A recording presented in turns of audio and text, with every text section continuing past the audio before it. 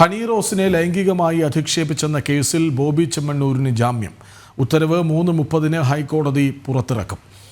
ദ്വയാർത്ഥ പ്രയോഗം ഇല്ല എന്ന് പറയാനാകില്ലെന്ന് ഹൈക്കോടതി നിരീക്ഷിച്ചു. ചടങ്ങിൽ വെച്ച് പ്രതികരിക്കാതിരുന്നത് നടിയുടെ മാന്യതയെന്നും ഹൈക്കോടതി പറഞ്ഞു. ബോബി ചെമ്മണ്ണൂരിനെ അതിരൂക്ഷമായി വിമർശിച്ചതിന് ശേഷമാണ് ജാമ്യം നൽകാമെന്ന നിലപാടിലേക്ക് ഹൈക്കോടതി എത്തിയത്. ദ്വയാർത്ഥ പ്രയോഗം ഇല്ല എന്ന് പറയാനാകില്ലെന്ന് ചൂണ്ടിക്കാട്ടിയ ഹൈക്കോടതി ചടങ്ങിൽ വെച്ച് പ്രതികരിക്കാതിരുന്നത് നടിയുടെ മാന്യതയെന്നും വിലയിരുത്തി. ജാമ്യഹർജിയിൽ ബോബി ചെമ്മണ്ണൂർ നടത്തിയ ചില പരാമർശങ്ങൾ വീണ്ടും പരാതിക്കാരിയായ ഹണി റോസിനെ അധിക്ഷേപിക്കുന്നതെന്നും ഹൈക്കോടതി ചൂണ്ടിക്കാട്ടി. ഹണി റോസിന് അസാമാന്യ മികവൊന്നുമില്ലെന്ന ജാമ്യാപേക്ഷയിലെ പരാമർശമാണ് കോടതിയുടെ വിമർശനത്തിന് കാരണമായത്. ബോബി ചെമ്മണ്ണൂർ സ്ഥിരമായി ഇത്തരം പരാമർശങ്ങൾ നടത്തുന്ന ആളാണെന്നും ആർക്കെതിരെ എന്തും സമൂഹമാധ്യമങ്ങളിൽ പറയാമെന്ന അവസ്ഥയാണെന്നും പ്രോസിക്യൂഷനും ചൂണ്ടിക്കാട്ടി.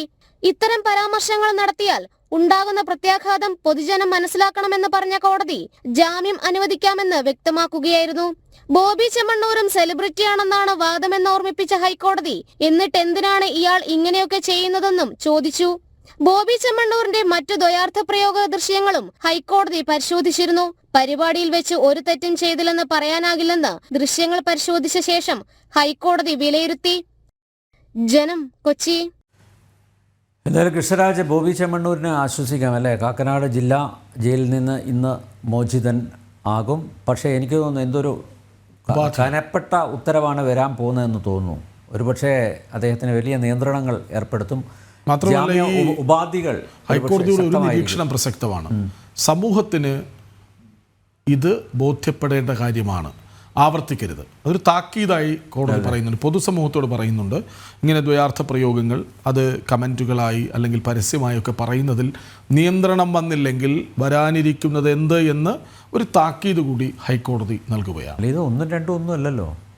ബോബി ചെമ്മണ്ണൂർ എവിടെ പോകുന്നു അവിടെ അദ്ദേഹം ഇങ്ങനെയുള്ള ആരെന്നില്ല ഡബിൾ മീനിങ് വെച്ചാണല്ലോ ആരോടൊന്നില്ല എല്ലാവരോടും. അതിനെന്തായാലും ഒരു ഒരു നിയന്ത്രണം അനിവാര്യമായിരുന്നു. അതിപ്പോൾ കോടതിയിൽ എത്തിയതുകൊണ്ട് അല്ലേ? അങ്ങനെ എനിക്ക് തോന്നുന്നു അദ്ദേഹം ഇത് അവസാനിപ്പിക്കുമെന്നാണ് ഞാൻ മനസ്സിലാക്കുന്നത്. പക്ഷേ മറ്റൊരു കാര്യം കൂടി, ഹണി റോസ് പരാതി കൊടുത്തുകൊണ്ട് പെട്ടെന്ന് നടപടിയൊക്കെ ഉണ്ടായി അല്ലേ? മറ്റ് പലരുടെയും കാര്യത്തിൽ നടപടി ഉണ്ടാകുന്നില്ല. പോലീസ് പല പരാതികളിലും അടയിരിക്കുന്നതായിട്ട്, അതായത് ഈ വിവാദം ചർച്ച ചെയ്യുമ്പോൾ പല സ്ത്രീകളും വന്ന് പറഞ്ഞിട്ടുണ്ട്, ഞങ്ങളെയും അധിക്ഷേപിച്ചിട്ടുണ്ട്, ഞങ്ങൾ പോലീസിൽ പരാതി കൊടുത്തിട്ടുണ്ട്, പക്ഷേ നടപടി ഉണ്ടായിട്ടില്ല എന്നൊരു വിമർശനം അവർക്കുണ്ട്. അപ്പോൾ ഹണി റോസിന് ലഭിച്ച നീതി മറ്റുള്ളവരുടെ കാര്യത്തിലും ഉണ്ടാവണം. ശരി.